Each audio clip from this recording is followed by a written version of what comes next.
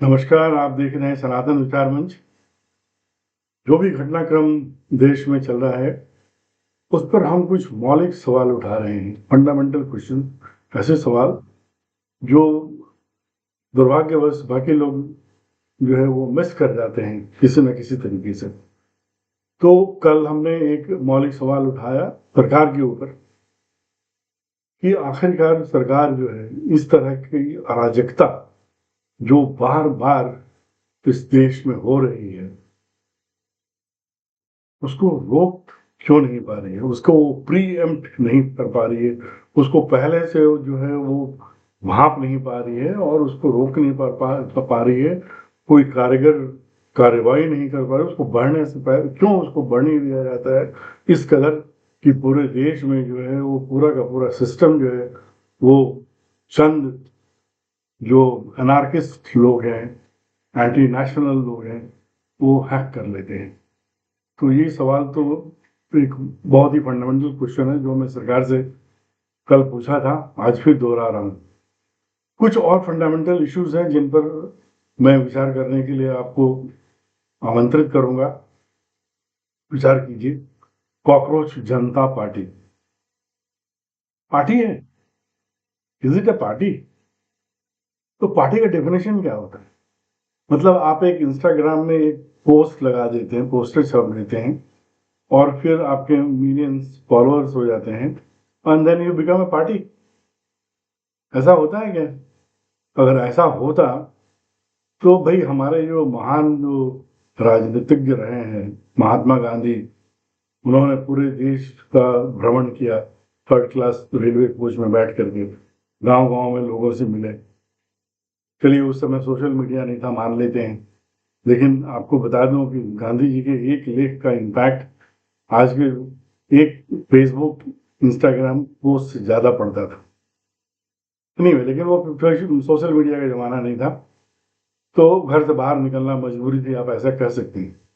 लेकिन अभी तो अभी हमारे राहुल गांधी जी पद यात्रा कर रहे हैं भारत जोड़ने के लिए। तो क्यों पद यात्रा कर रहे हैं भैया? एक इंस्टाग्राम पे पोस्ट डालिए, भारत जोड़ो, और काम खत्म।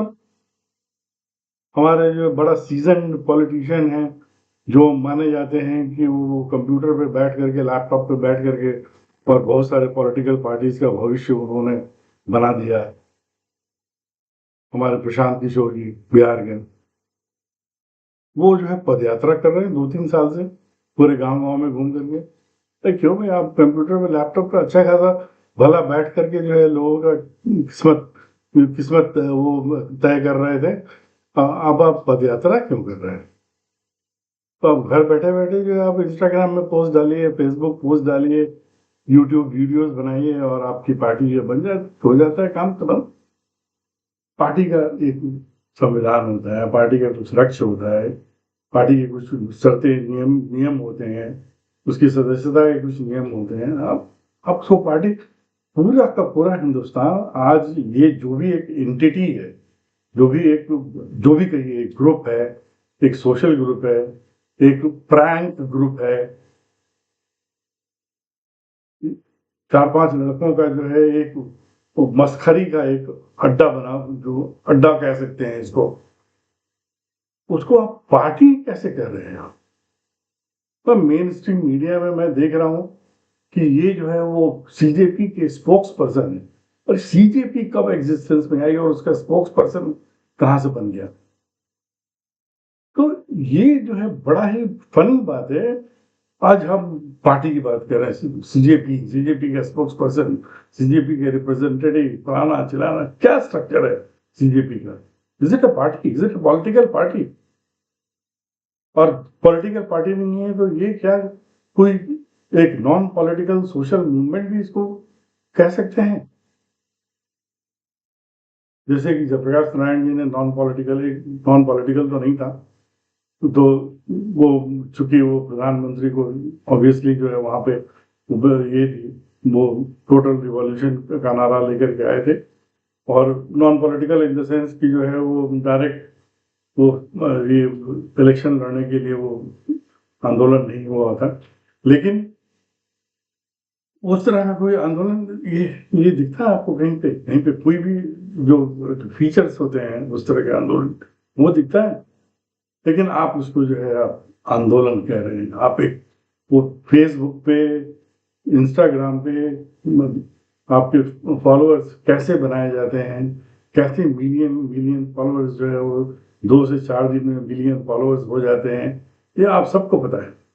80% जो फॉलोअर्स थे, जो सो कॉल्ड ये इस ग्रुप के CJP जो भी कहते हैं, इसके जो 80% फॉलोअर्स जो हैं वो विदेशों में रहते हैं, विदेशों से फॉलो कर रहे थे। तो फॉलोअर्स कैसे क्रिएट किए जाते हैं, बहुत सारे इंस्टाग्राम पे और आपको सोशल मीडिया पे मिल जाएंगे जिनके मिलियन फॉलोअर्स हो जाएंगे, मिल जाएंगे। तो आप उनको बुला लीजिए और उनसे पूछ लीजिए कि देश कैसे चलाते हैं, भैया आप ही बता दो। जिसका सबसे ज्यादा फॉलोअर है उसको प्रधानमंत्री बना दीजिए। पूरे के पूरे भारतीय समाज को हो क्या गया है? आप ये जो फिनोमिनन है, इसको एक बड़ा ही महत्व दे रहे हैं इसको। अब ये फिनोमिनन जो है वो है क्या, पहले ये देखते हैं। ये फिनोमिनन जो है एक फॉल्स नैरेटिव्स क्रिएट करने का एक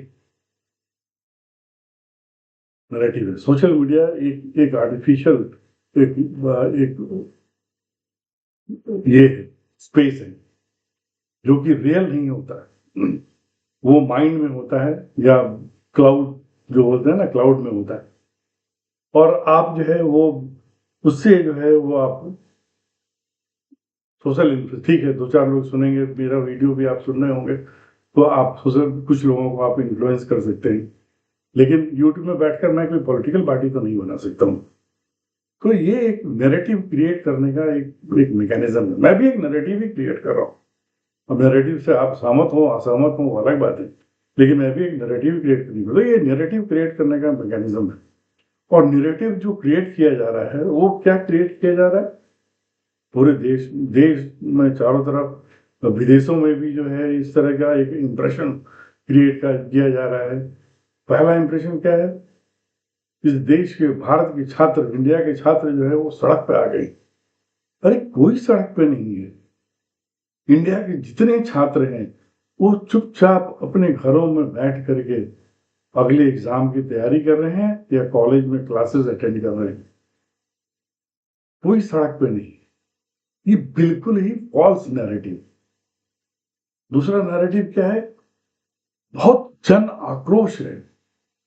ये देश जो है वो बर्बादी के कगार पे पहुंच गया है और इसको लेकर के जो है काफी जन आक्रोश है। ठीक, बर्बादी के कगार पे पहुंच गए। तो जितनी भी जो है वर्ल्ड की जो रेटिंग एजेंसीज हैं, जो लोग इकोनॉमी को रेट करती हैं, ग्रोथ प्रेडिक्शन करती हैं, और बड़ी बड़ी जो है ये सब है, ये सब के सब बकवास है। ये जो कह रहे हैं कि इंडिया जो है आज फास्टेस्ट ग्रोइंग इकोनॉमी है और 4th और 5th पोजीशन पे जो है, 5th बिगेस्ट इकोनॉमी जो बन गई है और बहुत तेजी से ग्रो कर रही है, पॉसिबिलिटी है कि ये काफी लोगों को पीछे छोड़ के 4th या 3rd पोजीशन पे पहुंच जाए। ये सब बोगस है सारे, इनका कोई महत्व नहीं है आपके हिसाब से। तो बिखर नहीं रहा है देश, तो संवर रहा है। ये बिखरने का नैरेटिव कहां से आ गया? कहते हैं बहुत जन आक्रोश है। किधर है आक्रोश, किधर दिख रहा है आपको आक्रोश? कि ये लोग जो रूलिंग पार्टी है, जो भारतीय जनता पार्टी की पार्टी है, ये तो जहां जाती है यहाँ पे इनको भीषण जन समर्थन मिल रहा है। जहां पे तो रिकॉर्ड तोड़ वोट्स लेकर के, और वो पॉलिटिकल विन उनको जो है मिल रहा है, और लोगों का जो है सपोर्ट उनको मिल रहा है। किधर है आक्रोश? आक्रोश कहाँ दिखाई पड़ता है आपको?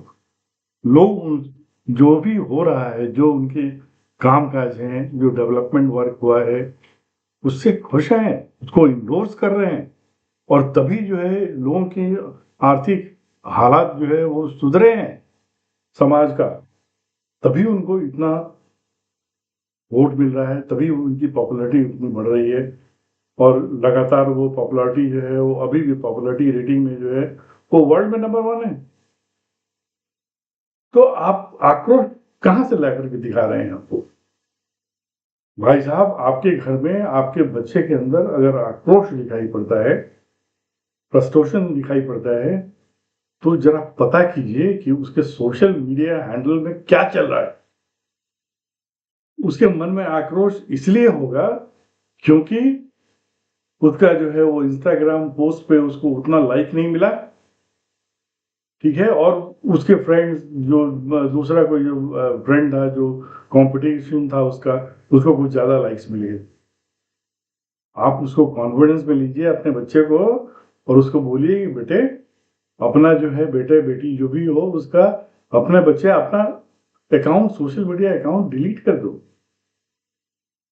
ये अच्छा नहीं है।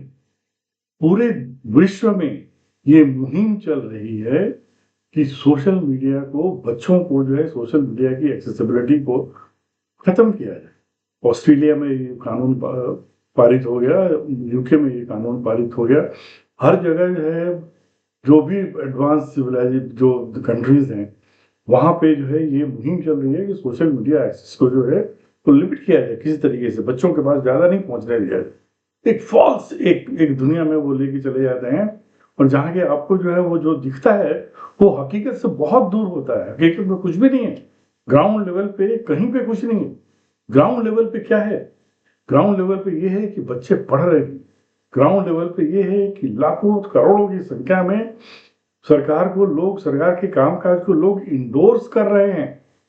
और हकीकत ये भी है कि लाखों लाखों की संख्या में लोग कॉम्पिटिशन्स में अपीयर हो रहे हैं, बैठ रहे हैं, सालों साल मेहनत कर रहे हैं, कॉम्पिटिशन्स में अपीयर होते हैं। क्यों? क्योंकि उनको भरोसा है, ये ट्रस्ट है उनको कि कंपटीशन में उनको जो है फेयर चांस मिलेगा, और अगर उन्होंने अच्छे से पढ़ाई करी या तो उन्हें जो है वो कहीं पे किसी अच्छे मेडिकल कॉलेज, इंजीनियरिंग कॉलेज, कहीं पे लॉ या किसी तरह का एक अच्छा पोजीशन समाज में जो है एक रेस्पेक्टेबल पोजीशन उनको मिल जाएगा। और ये जो है ये विश्वास, इसी विश्वास के साथ वो उनकी पढ़ाई, उनकी मेहनत और उनका एग्जामिनेशंस वो चल रहा है, और एक सिस्टम चल रहा है। आप जो भारत में जो सिस्टम जो चल रहे हैं, जो हमारे इंस्टीट्यूशंस जो चल रहे हैं, एक हमारे कंपटीशन के थ्रू जो है सिलेक्शन, हम आईएएस बनाते हैं कंपटीशन के थ्रू, उनको पूरे देश को संभालने का की बागडोर उनके हाथ में दे देते हैं। ये सारे सिस्टम का जो है माहौल नहीं बढ़ाइए। लोगों को, बच्चों को, यंग माइंड्स को इस सिस्टम पे भरोसा है, वो मेहनत करते हैं और मेहनत करके कुछ अचीव करने का हौसला रखते हैं, और उनको ये यकीन है कि इस रास्ते पे चल के हम समाज में कुछ ना कुछ हासिल कर लेंगे। तो ये सिस्टम पे भरोसा है, इस सिस्टम पे अविश्वास नहीं है जैसा कि भ्रम फैलाया जा रहा है। और दूसरी बात यह है कि आप बच्चों को जो है जो इंस्टीट्यूशंस है उसको रिस्पेक्ट करना सिखाइए। आप रिस्पेक्ट नहीं करना सिखा रहे हैं लोगों को, आप उसका माहौल उड़ा रहे हैं। चीफ जस्टिस ऑफ इंडिया ने जो भी कहा वो एक बहुत गंभीर बात कही। वो उन लोगों की तरफ ये कर संकेत कर रहे थे जो कि गलत तरीके से गलत रास्ते पे भटक रहे हैं और वो गलत दिशा में चले जाते हैं। तो उनको जो है वो आइडेंटिफाई करने की कोशिश कर रहे हैं उस ग्रुप ऑफ स्टूडेंट्स को कि भाई आपके लिए भी ऑल्टरनेटिव रास्ता है, आप भटकिए मत। आपको देखिए कि आपको जो आप बहुत कुछ कर सकते हैं। अगर आप डॉक्टर नहीं बन पाए, इंजीनियर नहीं बन पाए, लॉयर नहीं बन पाए, आप आईएएस ऑफिसर नहीं बन पाए, तो भी आपके पास जो है वो भारत में जीवन यापन और एक सम्मानित जीवन जीने के लिए बहुत अच्छे अच्छे रास्ते हैं। आप गलत लोगों के ट्रैप में मत फंसिए। ये आप उस तरफ आपका ध्यान आकर्षित किया जा रहा था। आपने आपने क्या किया? आपने नहीं, ऑफ कोर्स दो चार शैतान लोगों ने क्या किया, उनका मजाक उड़ा दिया, उनका माहौल बना दिया। और ये जो एक्टिविटी जो हुआ है, जो कि चीफ जस्टिस ऑफ इंडिया का माहौल बना करके और एक पार्टी बना करके और उसका तमाशा जो बनाया जा रहा है, इसका लीगल पोजीशन क्या है ये तो मुझे नहीं पता है। ये तो न्यायालय ही तय करे कि उसका लीगल पोजीशन क्या है और ये एक कॉग्नाइजेबल ऑफेंस बनता है कि नहीं बनता है। ये न्यायालय, न्यायपालिका तय करे इस बात को लेकर के। लेकिन ये तो मेरे लिए बहुत ही गंभीर मुद्दा है। इतना देश के चीफ जस्टिस ऑफ इंडिया अगर कोई एक सामाजिक एक कुरीति के बारे में अगर कुछ कह रहे हैं, कुछ उस पर जो है टिप्पणी कर रहे हैं और उस पर जो है एक उनका जो है कोई व्यू आता है, तो उसको आप माहौल नहीं उड़ा सकते। उसके ऊपर गंभीर चिंतन करना होगा, पूरे समाज को चिंतन करना होगा। तो ये जो है वो बहुत ही हो रहा है। और ये कौन लोग कर रहे हैं? ये डेफिनेटली जो है आप कहेंगे कि भाई ये एंटी नेशनल लोग इस देश में हैं, जो देश के विरोधी हैं। ये आप कुछ लोगों, ये बीजेपी का या बीजेपी जैसे के सपोर्टर्स का जो है वो एक फिगमेंट ऑफ इमेजिनेशन है, ऐसा कोई ग्रुप एग्जिस्ट नहीं करता है। तो आप गलतफहमी में जी रहे हैं। आपको मैं बताऊं कि इस एक एंटी नेशनल ग्रुप एग्जिस्ट करता है इस देश में। सबसे बड़ा तो पहले तो एक जो है एक विदेशी थ्योरी, पता नहीं मैं जो थ्योरी थी, जितने ये थ्योरी दी उसको मैं ब्लेम नहीं करता हूं, लेकिन जिन लोगों ने जिस इस थ्योरी को गलत उसका इंटरप्रिटेशन करके और प्रैक्टिस में डाला, गलत प्रैक्टिस में डाला, वो उनका इनके ऊपर आरोप जरूर लगेगा। लेफ्ट अब बाकायदे जो है वो आर्म्स लेकर के आप सरकार से लड़ रहे हैं लेफ्ट के नाम पे, और लोगों को पुलिस मैन को मार रहे हैं, आर्मी मैन को मार रहे हैं, बीएसएफ जवान को मार रहे थे। मतलब आज से पहले की बात मैं कह रहा हूं।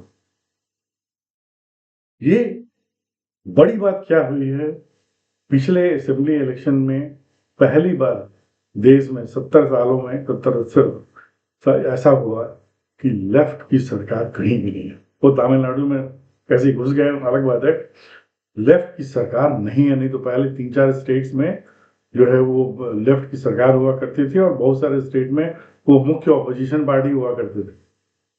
तो लेफ्ट आइडियोलॉजी का खात्मा होता हुआ दिख रहा है। और उनकी जो सबसे बड़ी प्रयोगशाला थी बस्तर, उसका तो खात्मा कंप्लीटली हो गया, सरकार ने कर दिया। वो पूरी तरीके से फिजिकली बिल्कुल वो एलिमिनेट हो गया वहां से, फिजिकली एलिमिनेशन उनका हो गया। वो उनका प्रयोगशाला हुआ करता था।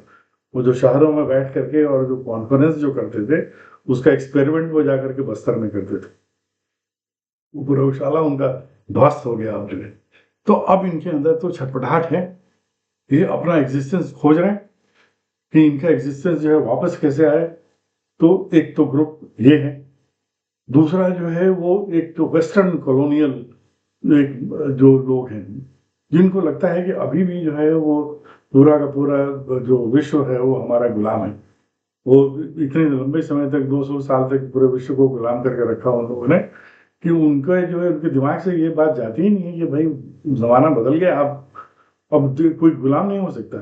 तो जेडी वांस जैसा आदमी जो है वो आकर के खुलेआम बोलता है, खुलेआम बोलता है कि हमने ये गलती की चाइना के साथ, उसको डेवलप करने दिया, वो डेवलप करके आज हमारी बराबरी कर रहा है, हमारे कंधे से कंधे मिला के खड़ा हो गया है।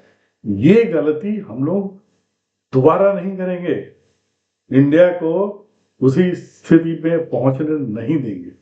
ये तो स्पष्ट रूप से वो बोल रहा है, आपको सुनाई नहीं पड़ रहा है? ये एंटी नेशनल एजेंडा आपको सुनाई नहीं पड़ रहा है?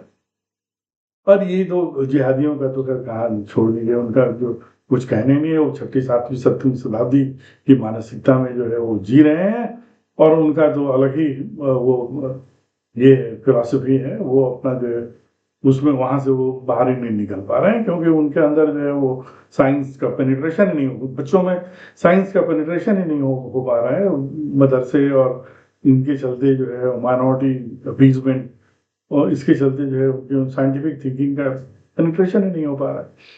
तो वो लोग जो है अपने 6ठी 7वीं शताब्दी वाली जो मानसिकता है उससे बाहर ही नहीं निकल पा रहे हैं।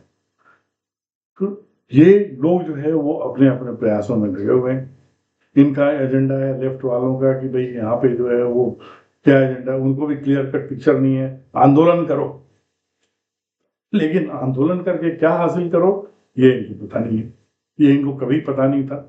जहां भी इन लोगों ने आंदोलन किया, आंदोलन करने के बाद हासिल क्या कर रहे हैं ये पता नहीं चला। इसलिए इनका आंदोलन जो है बुरी तरीके से हर जगह फेल कर गया।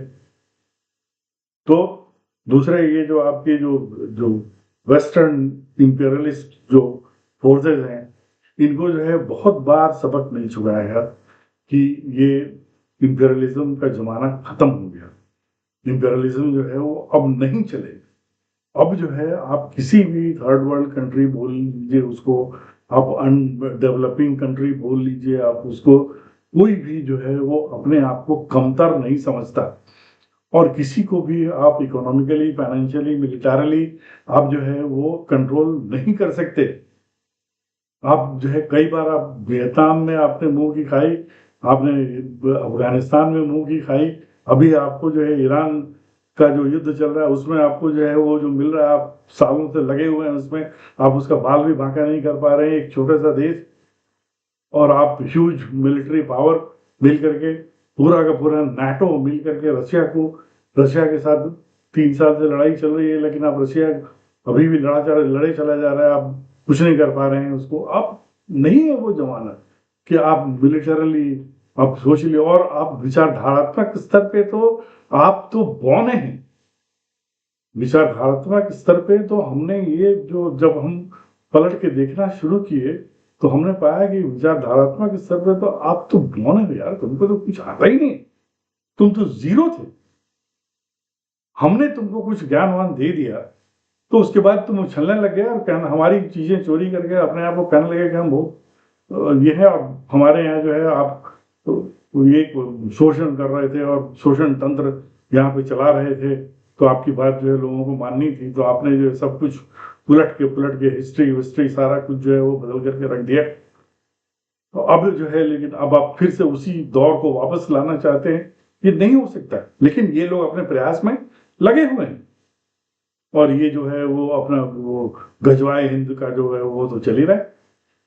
तो ये जो है ये एंटी नेशनल फोर्सेस हैं, और आप देखेंगे इसका प्रमाण आपको मिल जाता है, हर बार मिल रहा है। जब भी इस तरह का कोई भी एक छोट मुद्दा होता है, कोई असंतोष समाज में होता है, समाज में कुछ गड़बड़ी हो जाना और असंतोष पैदा हो जाना, ये कोई बहुत अनयूजुअल बात नहीं है। किसी भी समय में ऐसा होता रहा है और होता रहेगा। एकदम बिल्कुल आप 100% कभी ऐसा आप नहीं कर सकते हैं कि आप समाज में जो है कोई असंतोष हो ही ना। जहां पे असंतोष पैदा होता है, यहाँ ये तीनों एलिमेंट जो आपके, जो लेफ्ट, जो आपके जो वेस्टर्न कॉलोनियल मेंटालिटी वाले लोग, इंपेरियलिस्ट मानसिकता के लोग, और ये जिहादी, ये सारे के सारे वहां पहुंच जाते हैं। तो आपको जो है आप नीट का बहाना लेकर के आप एक आंदोलन, वो सड़क पे उतरे, और उसके बाद जो है पता चला कि वहां पे जो है वो भारत के खिलाफ नारे लगने लग गए, इंडियन आर्मी के खिलाफ नारे लगने लग गए, हिंदू धर्म के खिलाफ नारे लगने लग गए। तो ये सारे लोग इकट्ठा हो गए वहां पे, अपनी अपनी दुकान लेकर के, एक 370 रीस्टोर करने का अपना जो है वो दुकान खोल करके बैठ गया। तो एक जो है एक और जाहिल है, वो जाहिल के लोग, इसलिए कि 6ठी 7वीं शताब्दी की मानसिकता में जीने वाले लोगों को जो है वो जाहिलों का समाज जो है वो निकल आता है, वो तरह तरह की बातें करते हैं। तो एक आदमी उसमें दिखा रहा था कि ये पार्लियामेंट्री तरीके से कुछ नहीं होने वाला, इसको अब जो है वो ये लो, आर्म्स लो और सड़क पे उतर आओ, इस तरह के नारे वहां पे, बातें वहां पे हो रही। बाय द वे, ये जाहिल शब्द मैं कल ही परसों में मैंने सीखा है। वो साहब है ना, बहुत मशहूर फिल्मकार हैं, वही सिखा के गए हमको शब्द जो है।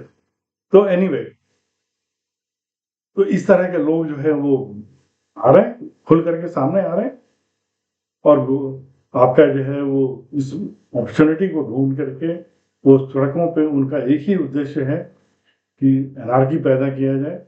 और जैसे कि मैंने कल भी कहा था, ये एनार्की का उद्देश्य क्या है? बिना उद्देश्य का तो कुछ भी नहीं होता।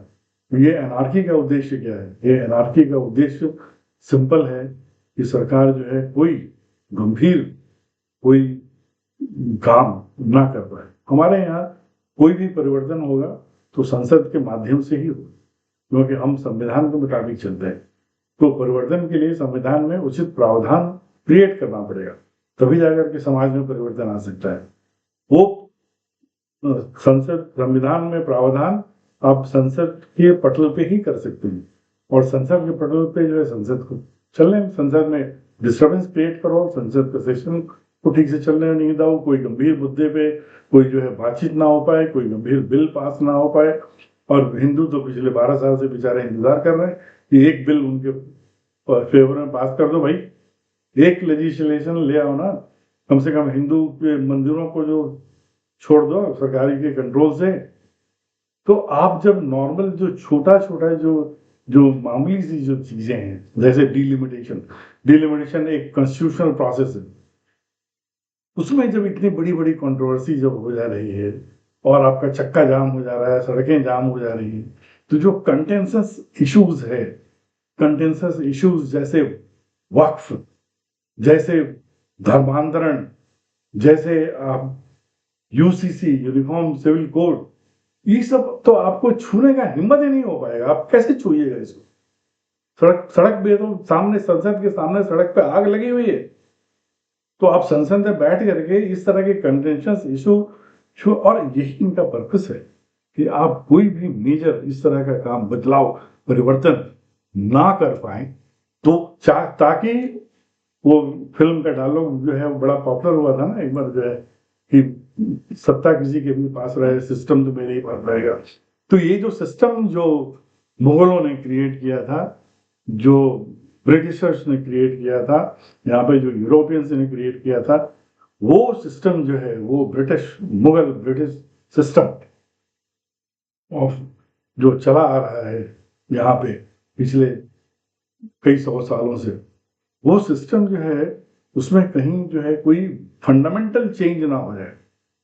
ये फंडामेंटल चेंज ना होने पाए, इसी के लिए ये सारा का सारा जो है ये खेल चल रहा है और ये सारा का सारा तमाशा चल रहा है।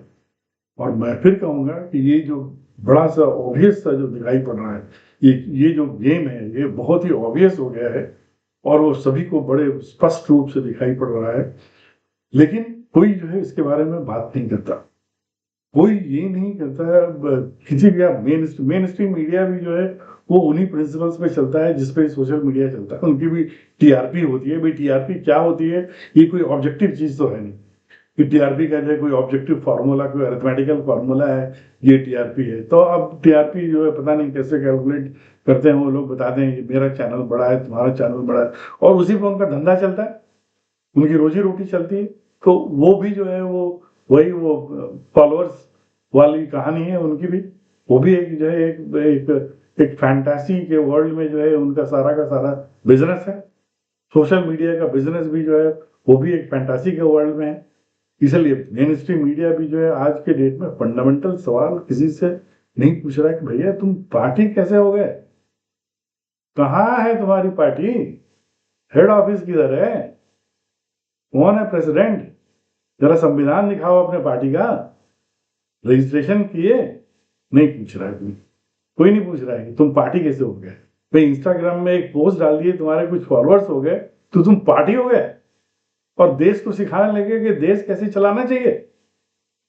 यहाँ पे लोग सैकड़ों साल से धूल भाग रहे हैं, गांव गांव घूम रहे हैं और अपने एक्सपीरियंसेस लेकर के जो है वो आ रहे हैं सामने और वो सजेशंस दे रहे हैं देश कैसे चलेगा, देश को किस तरीके से मोल्ड करना चाहिए, आगे क्या करना है, वो जो भी उनका आता है। इस तरह के लोग हमारे यहाँ बहुत सारे थिंकर्स हैं, बहुत बहुत तरह के लोग हैं, पढ़े लिखे लोग हैं। पॉलिटिक्स के बाहर भी बहुत सारे लोग जो है वो थिंक टैंक्स हैं हमारे यहाँ, जो कि हर क्षेत्र में हैं और वो आइडियाज फॉर्म करते हैं और वो आइडियाज जो है वो गवर्नमेंट को शेप करती है, गवर्नमेंट के पॉलिसीज को शेप करती है। तुम जो है वो दो जमात पढ़े नहीं ठीक से और देश को सजेशन देने चले आए देश कैसे चलना चाहिए, एक इंस्टाग्राम पोस्ट बना करके और कुछ फॉलोअर्स खरीद करके। तो ये तो जो है मौकरी है, ये मौकरी चल रहा है और ये जो मौकरी है ये बंद होना चाहिए। इसको सख्ती से बंद कीजिए, सख्ती से बंद कीजिए। हमारा डिमांड यही है और पब्लिक से डिमांड ये है कि भाई पाइट पाइपर ऑफ हेमलिन आता है, हम आपने पढ़ा होगा, पाइट पाइपर ऑफ हेमलिन आया और उसके बाद वो बांसुरी बजाते हुए जो है वो एक बार चूहे को यहाँ से वहां लेके चला गया, फिर चूहे को वहां से वहां लेके चला गया। भीड़ पाइट पाइपर ऑफ, चूहों की भीड़ पाइट पाइपर ऑफ हेमलिन के पीछे पीछे चल रही है। भैया चूहा होना बंद करोगे? कि भारत का समाज चूहा कब से बन गया जो पाइट पाइपर ऑफ हेमलिन के पीछे भागा जा रहा है? अरे सोचो विवेक का इस्तेमाल करो। कोई भी आदमी हो, चाहे किसी भी पार्टी का हो, किसी भी फिलॉसफी का हो, चूहा मत बनो और उसकी बांसुरी के धुन के पीछे पीछे भीड़ लगाकर मत चलो। अपने विवेक का इस्तेमाल करो।